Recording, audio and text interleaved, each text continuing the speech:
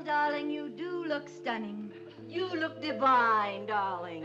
Oh, Ethel, what is all this? And during that time, I consider the years I spent on I Love Lucy to be perhaps the biggest rip-off of my career.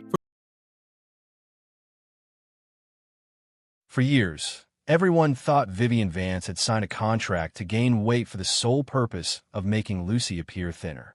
But it was all a fabrication. Lucy fabricated it at a party as a joke, and somehow the entire world took it to heart for years. The actual truth concerning what actually went on behind cameras was much more sinister. Vivian endured things no one was aware of. She arrived at work with black eyes. She resented her co-star so much that when he passed away, she popped champagne to celebrate. The trade attempted to cover up these facts for decades. But now all that she wished the world to understand is finally emerging. Vivian Robera Jones was born on the 26th of July, 1909 in Cherryhill, Kansas. Her childhood wasn't full of songs or tales.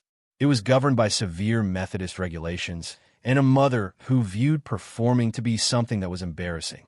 Her mother threatened that acting would land her in hell right away. Vivian was the second of 6 children, but from early on, she never did fit in within her family. Her natural flair for entertaining was conflicting with what her mother thought, and each time that she revealed her spark, it was instantly smothered. Her mother not only didn't like the concept of acting, she thought that it was evil. This instituted a war within the home, where Vivian's spirit continued to attempt to surface, but was relentlessly compelled to crouch. That stress became part of her, and it would pursue her for decades. When Vivian was 6, her family relocated to Independence, Kansas. That's where her fire really flared. She began sneaking out at night, not for enjoyment, but for freedom. She dreamed of performing. She dreamed of singing, of dancing, of being on stage, even though her mother thought it was bad. At school, she discovered someone who didn't think her dreams were stupid.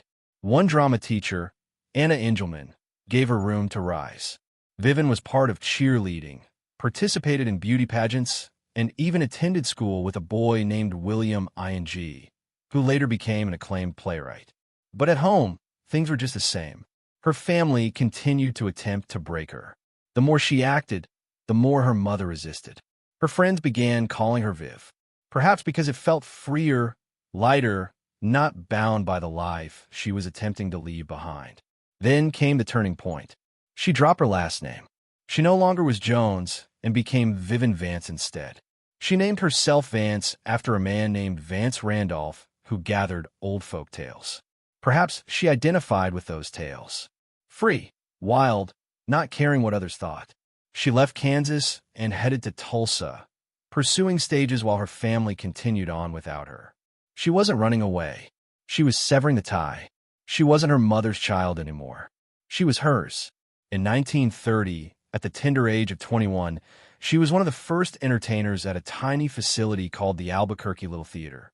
On that stage, she portrayed both a seductive woman and a gentle nun, 2 extremes of her life, in a sense.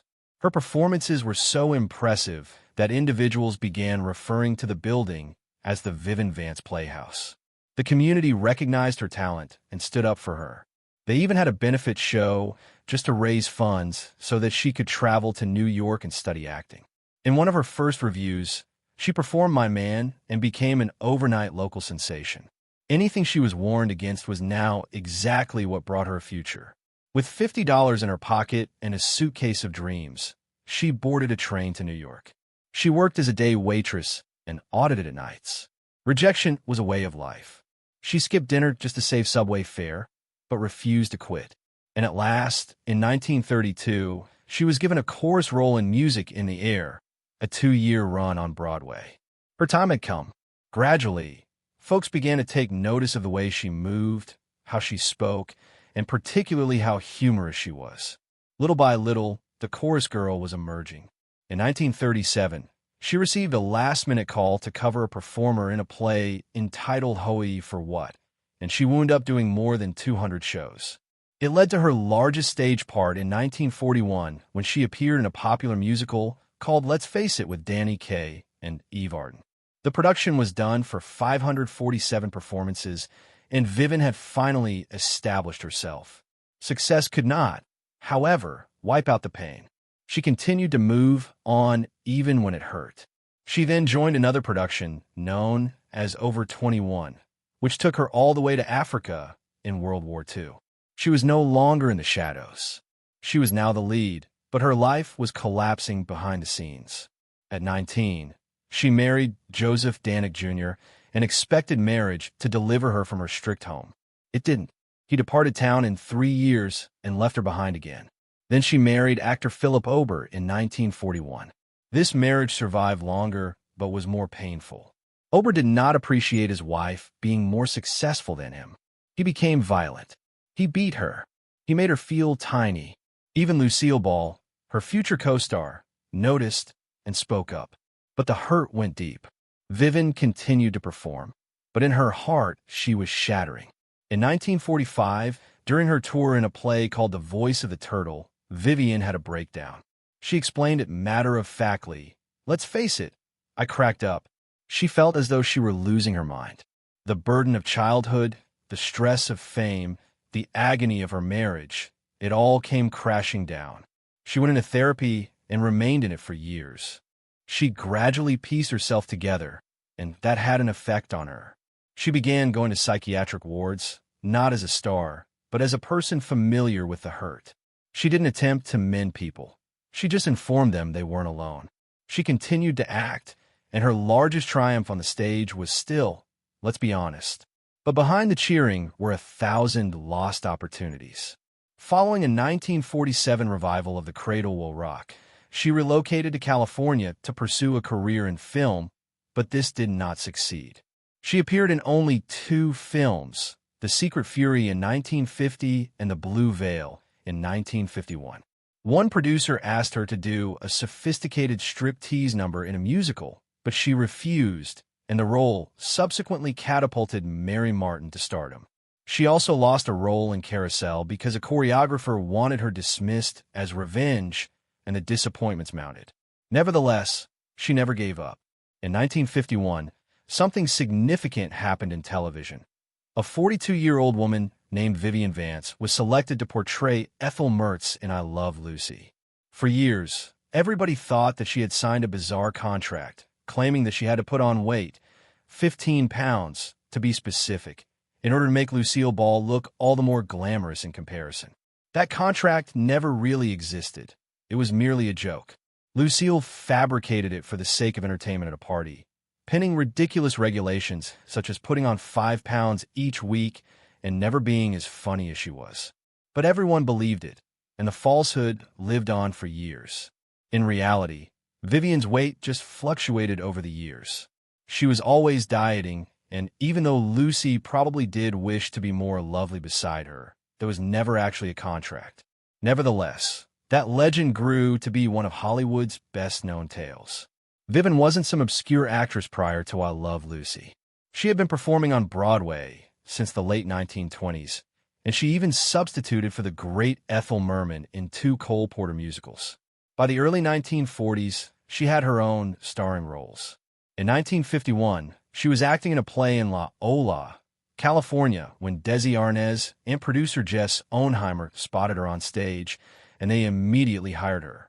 But then when Lucy discovered that she wasn't going to play Ethel, she wasn't pleased. She gazed at Vivian and said, "You can't play Ethel. You are my age. You have the same hair color. You're too pretty." So to remedy that, the crew made Vivian dress in too tight clothes and used makeup to make her appear clumsy. They wanted her to appear older and not so glamorous, so Lucy could be the star.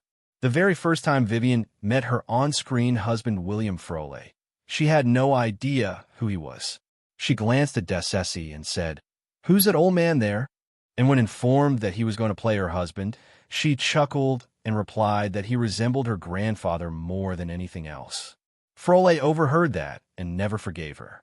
He resented her from the start, and that disdain never dissipated. Their actual tension became show. But she didn't only fight with Froley. Lucy and Vivian also bickered at times. One time during Lucy's pregnancy, she lashed out at Vivian for running late, and Vivian came back with something so acerbic that Lucy couldn't help but laugh. After that day, They gelled as comedy duos. Their on-screen battles could have been bitter, but they made magic on television. Vivian made history in February 1954 when she became the first female ever to receive an Emmy for Outstanding Supporting Actress.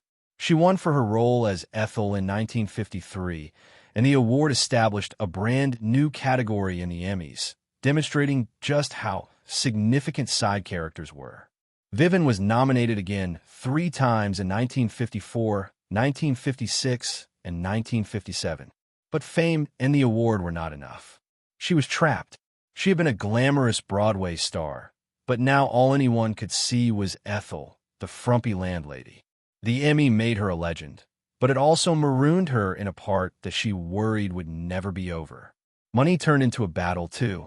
During season 1, she was making only $280 a week, the same as Frawley, but in season 6, she was being paid $7,500 a week. That was not luck. It is because she had a good agent who negotiated better pay every year. At that time, women did not usually request an increase in pay, but Vivian did not settle. When she became part of the Lucy Show in 1962, she demanded even more. She desired her name in front, finer clothing, and greater input on how things were handled. She was confident in her own value and did not hesitate to demonstrate it. One of the most popular moments in I Love Lucy in 1952 was the chocolate factory scene, when Lucy and Ethel were on a conveyor belt filling chocolates. All of us were laughing while they panicked as the chocolates accelerated, but in the background, it was not funny at all. The machine continued to malfunction and accelerate at random times, and Vivian was repeatedly forced to consume chocolate for every take. By the end, she felt nauseated. What seemed like sheer comedy was done at a cost that hurt. In that same year, Lucy made the infamous Vitamia Tagamine commercial parody. It was looked to be fabulous. Lucy inebriated on a health tonic and Mont-Blanc on her lines, but it was not acting. The prop tonic was real and contained 23% alcohol. The staff did not know how potent it was. Lucy had to ingest spoon after spoon, and by the last takes, she was indeed tipsy. She could hardly stand upright, but those moments were turned into television gold.